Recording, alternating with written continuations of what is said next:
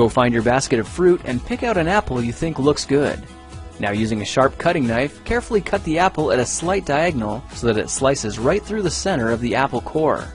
While we're here, let's save 2 of the seeds because we'll be needing them later.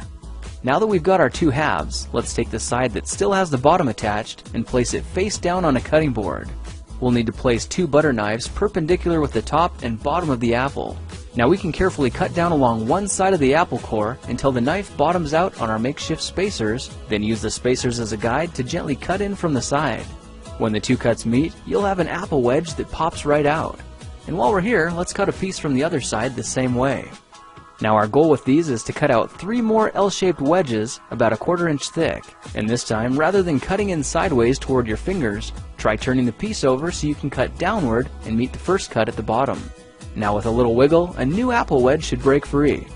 If you repeat the process 2 more times, then stagger the pieces back together, the effect is a beautifully layered wing. Now just cut the other piece the same way and your swan's body should look like this. To make a place for the head, all we need to do is carefully cut into the front of the body and gently lift the pieces out to reveal a clean and fairly deep groove.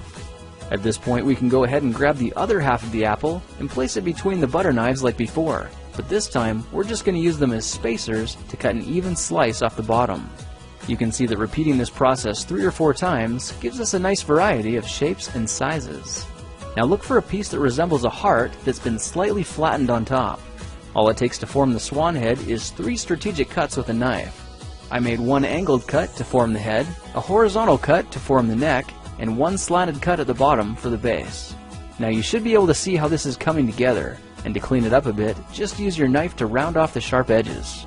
All that's left now is to place the apple seeds where you think the eyes should go, then use the side of a butter knife to press them firmly into position. When both eyes look good, simply drop the neck into place, and you're done. You've just created a beautiful and decorative apple swan. I spritzed mine with a bit of lemon juice to help prevent it from turning brown, then put it on display to show off for our dinner guests later that night. If you try using different apples, you'll get a nice contrast of colors, and every bird will look a little bit different. Well, now you know how to take any ordinary apple and turn it into a decorative and edible apple swan. If you like this project, perhaps you'll like some of my others. Check them out at thekingofrandom.com.